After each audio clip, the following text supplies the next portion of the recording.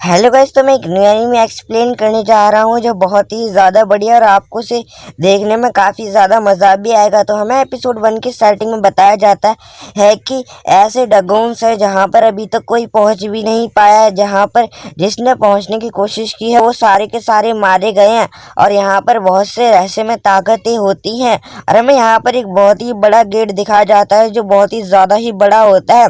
यहाँ पर हमें नॉइड नाम का लड़का दिखाया जाता है जो यहाँ पर ड्रैगन्स को ढूंढने आया होता है और ड्रैगन्स को ढूंढने के लिए वो काफ़ी ज़्यादा मेहनत कर रहा होता है। जब से वहाँ पर एक लड़की की आवाज़ आती है वेलकम, जिसे सुनकर वो काफ़ी ज़्यादा घबरा जाता है और वो लड़की उसे अपनी साइड बुला रही होती है, जिसके कारण वो बहुत ही ज़्यादा डर रहा होता है। बोलता है कि ये किसकी आवाज़ है, मेरे सामने आओ। और वो बहुत ही ज़्यादा डर कर आगे बढ़ रहा होता है और उस लड़की की आवाज़ उसे एक गेट से आ रही होती है। बोलती है कि इस गेट के अंदर आओ। वो डर कर उस गेट को खोलने की कोशिश करता है और वो जैसे ही उस गेट को खोलता है उसके अंदर एक लड़की होती है और जो बहुत ही ज़्यादा खूबसूरत होती है। यहाँ पर हमें घर दिखाया जाता है जो बहुत ही ज़्यादा बड़ा होता है और हमें यहाँ पर नॉइड दिखाया जाता है जो यहाँ पर सो रहा होता है। तो यहाँ पर नॉइड अपने बारे में बताता है, बोलता है कि मैं राज खानदान का तीसरा सबसे छोटा बेटा हूँ और मैं अभी लाइब्रेरियन का काम करने जा रहा हूँ, जो मेरी जॉब नई लगी। और वो काफ़ी खुश होकर वहाँ से जाने लगता है। जैसे ही वो अपने जीने के पास पहुँचता है तो वहाँ पर उसके पापा उससे माफ़ी मांग रहे होते हैं। वो बोलता है पापा आप मुझसे माफ़ी क्यों मांग रहे हो? वो बोलते हैं कि तुम्हारी जॉब जा चुकी है तुम्हारे एक दोस्त की वजह से, जिसे सुनकर वो थोड़ा शॉक हो जाता है। पर उसके पापा उससे लगातार माफ़ी मांगे जा रहे होते हैं। वो बोलता है कि हमेशा मेरे साथ ही क्यों ऐसा होता है, हम गरीब हैं, हम वैसे राज खानदान से हैं पर हम सबसे ज़्यादा गरीब हैं और हम काफ़ी ज़्यादा नीचे लिस्ट पर आते हैं और हमसे काफ़ी ज़्यादा अमीर लोग हैं जिनकी बराबरी हम कर ही नहीं सकती, जो मुझे हमेशा नीचा दिखाते हैं। और वो एक गहरी सांस लेता है, बोलता है कि कोई बात नहीं पापा, ऐसा होता है। जब भी वो अपनी पापा की बेइज्जती करता है कि मेरे फालतू पापा, वो बोलता है नहीं मेरे महान पापा। वो बोलता है कि तुम मेरी बेइज्जती मत करो। वो बोलता है कि मेरे बेकार पापा, मैं मतलब मेरा अच्छे पापा। वो बोलते हैं कि तुम मेरी लगातार बेइज्जती करे जा रहे हो नॉइड, तुम्हें मेरी बेइज्जती नहीं करनी चाहिए। जब वहाँ पर नॉइड की बहन आ जाती है, वो बोलती है कि मेरे भाई की जॉब किसने छीनी, और वो काफ़ी ज़्यादा गुस्से से बोलती है कि मैं उसकी जान ले लूँगी। जब उसका भाई बताता है कि वो काफ़ी ज़्यादा अमीर है और हमें से कोई भी नुकसान नहीं पहुंचा सकते, जिसे सुनकर वो बोलती है कि आप हीरो एकेडमी में एडमिशन ले लो ना, जिससे हम काफ़ी ज़्यादा अमीर हो सकते हैं और वहाँ पर बहुत सारे वॉरियर्स भी होते हैं जिनकी तरह आप भी ताकतवर बन सकते हो। तो वहाँ पर नॉइड बोलता है ये मेरा बस का काम नहीं है क्योंकि मैं बहुत ही ज़्यादा कमज़ोर हूँ। उसकी बहन बोलती है अगर आप फेल हो गए तो आपका ज़िंदगी भर ख्याल मैं रख लूँगी, जिसे सुनकर वो काफ़ी ज़्यादा उदास हो जाता है और वहाँ से बाहर जाने लगता है। जब भी उसके पास सीमा आती है बोलते हैं कि गुड मॉर्निंग। तो वहाँ पर नॉइड हमें उसके बारे में बताता है, बोलता है कि ये ईमा है बहुत ही अमीर ख़ानदान से, यानी कि मुझसे बहुत ही ज़्यादा अमीर है, पर ये मेरी सबसे अच्छी दोस्त भी है। जब वहाँ पर उसे सारी बात बता देता है, जिसे सुनकर वो काफ़ी ज़्यादा हैरान हो जाती है। वहाँ पर वो बोलती है कि तुम्हें अपने ग्रेड सैंग की मदद लेनी चाहिए, तुम्हारी सबसे बढ़िया स्किल जो तुम्हें हर चीज़ बता सकती है इस दुनिया के बारे में। और उसके ख़ानदान इसे जानकर काफ़ी ज़्यादा खुश हुए थे। वो बताता है कि अगर मैं कभी से इस्तेमाल करता हूँ तो मेरे सर में काफ़ी ज़्यादा तेज़ दर्द होता है, इसीलिए मैं इसे इस्तेमाल नहीं करना चाहता। तो वहाँ पर ईमा बोलती है कि तुम्हें शायद अपनी बीवी को किस करना चाहिए जिससे कि तुम्हें सर दर्द नहीं होगा इसे इस्तेमाल करने से पहले। तो वहाँ पर नॉइड बोलता मैं किसे किस करूँ? तो ईमा बोलती है कि तुम मुझे कर सकते हो, मैं तुम्हारी बचपन की दोस्त हूँ, मैं तुम्हारी इतनी मदद तो कर ही सकती हूँ। लेकिन वहाँ पर नॉइड उसको किस करने जा रहा होता है पर ईमा उसे रोक लेती है, बोलती है कि हमें किसी अच्छी जगह पर जाकर किस करना चाहिए और वो वहाँ से काफ़ी शर्माते हुए जाने लगते हैं। हमें अगले सीन में वो एक जगह पर दिखाए जाते हैं जहाँ पर वो बोलते हैं कि अब तुम मुझे किस कर सकते हो। तो नॉइड उसके पास किस करने के जाने लगता है और नॉइड उसे पकड़कर उसे किस करने लगता है और ये किस काफ़ी लंबी भी चलती है। वहाँ पर नॉइड बोलता है कि अब मैं शायद इसे कर सकता हूँ और वो अपनी ग्रेड सैंग का इस्तेमाल करता है जो बताती है कि तुम्हें अगर ताकतवर बनना है तो तुम्हें डरगुना के पास जाना होगा, जहाँ पर वो तुम्हें काफ़ी ज़्यादा ताकतवर बना सकती है और यहाँ से 15,000 किलोमीटर दूर है वेस्ट की तरफ। जिसे सुनने के बाद उसके सर में काफ़ी ज़्यादा तेज़ दर्द होने लगता है। जब भी उसके पास ईमा आती है कि जल्दी किस करो तुम्हारा सर दर्द ख़त्म हो जाएगा, और वो दोबारा से किस करने लगता है और काफ़ी देर तक करता है। इस बार वो बोलती है क्या अब तुम्हारा सर दर्द ख़त्म हुआ? वो फिर से दोबारा किस करने लगता है, बोलता है कि नहीं अभी मेरा सर दर्द ख़त्म नहीं हुआ। हमें अगले सीन में डगुना के पास दिखाया जाता है, जहाँ पर उसके पास उसके फादर की दी हुई शॉट भी थी और वो उसके अंदर जाने लगता है। वो बोलता है कि यहाँ पर कहीं ना कहीं एक सीक्रेट बटन होगा इसके अंदर जाने का, और वहाँ पर उस स्विच को ढूंढने लगता है। जैसे उस बटन को दबाता है वो उस गुफा के अंदर पहुँच जाता है और हमें वहाँ पर वही बड़ा गेट दिखाया जाता है, जिसे खोलने के लिए उसे एक स्पेल बोलना होगा जो उसे ग्रेट सैंग ने बताया था, और वो स्पेल को बोलने लगता है। हालांकि उस स्पेल के बारे में हमें कुछ ज़्यादा बताया नहीं गया। जैसे ही वो चिल्लाता है वो गेट वहाँ पर धीरे धीरे ओपन होने लगता है और वो वहाँ पर गेट पूरी तरह से खुल जाता है, जिसे देखकर वो काफ़ी ज़्यादा चौंक जाता है। और फिर से उसे उसी लड़की की आवाज़ आती है और वो उसी गेट के पास पहुँच जाता है। और जैसे ही वो गेट खुलता है उसके अंदर बहुत सारी लाइट आती है और उसके अंदर वही खूबसूरत लड़की बंधी हुई होती है चैनों के अंदर, जिसे देखकर वो काफ़ी ज़्यादा शॉक हो जाता है। बोलता है कि ये लड़की यहाँ पर क्या कर रही है, और उस लड़की के जैसे ही वो सर पर हाथ रखता है उसे उसकी डिटेल मिलना शुरू हो जाते हैं कि उसका नाम ओलिविया है और वो इस डगुना में खजाना ढूंढने आई थी और उसने यहाँ के सबसे खतरनाक मॉन्स्टर को भी हरा दिया था। पर यहाँ पर वो जाल के कारण 200 सालों से कैद हो गई, जिसके कारण वो यहाँ से आज़ाद नहीं हो पाई। जिसे जानने के बाद वो काफ़ी ज़्यादा शौक हो जाता है और वो बोलते हैं कि मुझे तुम्हारी उम्मीद नहीं थी कि तुम यहाँ तक आ पाओगे, मुझे ग्रेट सैंग ने बताया था। वो बोलता है अच्छा आपको ग्रेट सैंग ने बताया था? तो वो बोलती है कि ग्रेट सैंग ने कुछ मेरे बारे में ऐसा कहा होगा कि वहाँ पर एक बहुत ही खूबसूरत लड़की चेनों में बंधी हुई है जिसका नाम ओलिविया है। वो बोलती है कि उन्होंने ऐसा ही कहा होगा ना ग्रेट सैंग ने। नॉयर बोलता है नहीं उन्होंने ऐसा कुछ नहीं बोला। तो वहाँ पर ओलिविया बोलती है कि तुम मेरे पास किस काम से आए? तो वो बोलता है कि मैं यहाँ पर बहुत सारी ताकत पाने आया हूँ। तो वो बोलती है कि तुम मेरे सर से सर लगाओ जिससे तुम्हें मेरी सारी ताकतें मिल जाएंगी। जैसे ही वो उसके सर से सर लगाता है उसके सर में काफ़ी ज़्यादा दर्द होने लगता है और उसे काफ़ी ज़्यादा एनर्जी महसूस होती है। वहाँ पर ओलिविया बोलते हैं कि तुम्हें मेरी सारी ताकतें मिल चुकी हैं, अब तुम इनका इस्तेमाल कैसे भी कर सकते हो, पर तुम बस इसे मेरी मर्जी से इस्तेमाल कर सकते हो।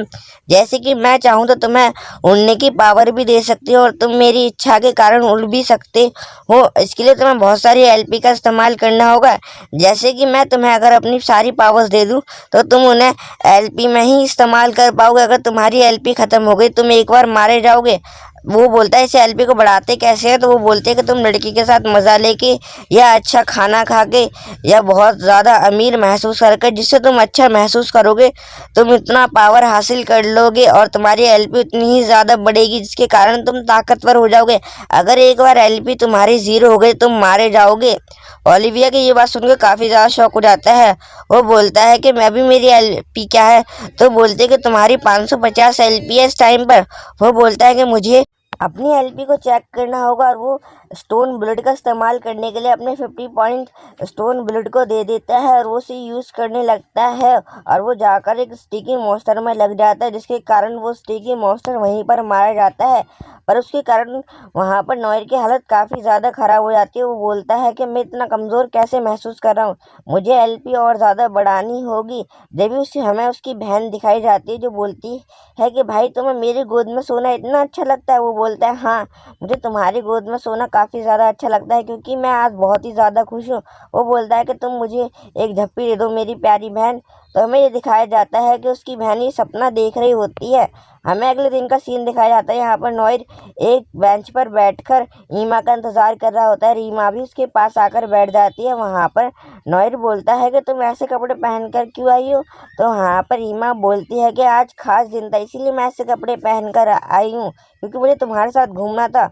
वहाँ पर नॉयर बोलता है कि तुम्हारे बफ्स तो दिख रहे हैं। वो बोलती है मुझे ये बफ्स तुम्हें दिखाने थे, और वहाँ पर नॉयर उसे गले लगा लेता है। नॉयर उसे जैसे ही गले लगाता है उसकी एलपी 950 बढ़ जाती है, जो देखकर वो काफ़ी ज़्यादा शॉक हो जाता है और वो अपने मास्टर के पास आता है और ओलिविया से अपने आप को मास्टर बुलाने के लिए बोलती है और वो ओलिविया को मास्टर ही बुलाता है और वो ओलिविया से मांगता है कि मेरे पास ऐसा कोई पावर नहीं है जिसके कारण मेरी शक्तियाँ और ज़्यादा बढ़ जाए, तो क्या आप मुझे ऐसी कोई पावर दे सकती हो? तो वहाँ पर उसे गुड आइस नाम की एक पावर देती है। और गॉड आइस बहुत ही ज़्यादा स्पेशल पावर है जिसे वो इस्तेमाल करने के लिए ईमा पर इस्तेमाल करना चाह रहा था, और वो ईमा को उससे अब्जॉर्ब करने लगता है और ईमा की बहुत सारी डिटेल उसे पता चलने लगती हैं कि ईमा इस समय कितनी पावरफुल है और कितना एनर्जी है उसके पास, और उसका लेवल भी 17 है।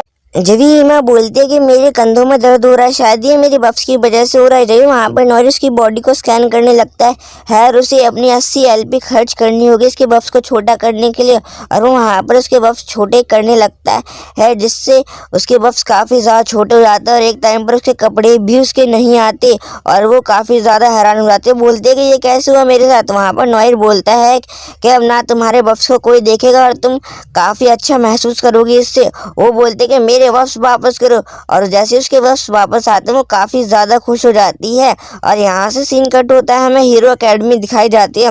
यहाँ पर सभी लोग एग्ज़ाम देने आए होते हैं, नॉयर भी यहाँ पर एग्ज़ाम देने आया होता है और वहाँ पर एग्ज़ामर बताता है कि तुम्हें एग्ज़ाम शुरू हो जाएंगे अभी से और तुम लोगों को इसमें बहुत ज़्यादा मेहनत करनी होगी। तुम्हें मॉन्स्टर्स की सबसे कीमती चीज़ें लानी होंगी और ये तुम्हें सिर्फ अपने पार्टनर के साथ करना होगा। नॉयर बोलता है कि मेरा पार्टनर कौन बनेगा, मैंने तो उसके बारे में सोचा भी नहीं था। जब भी वो कुछ लोगों को अपना पार्टनर बनाया जाता है तो उसे बोरोनेथ बोलकर छोड़ देते हैं, बोलते हैं कि हम किसी बोरोनेथ परिवार वाले से पार्टनरशिप नहीं करेंगे, उसे वहाँ पर छोड़कर चले जाते हैं और वो काफ़ी ज़्यादा उदास हो जाता है। जब भी उसके पास ईमा आती है वो बोलती है कि क्या तुम मेरे पार्टनर बनना चाहोगे नॉयर।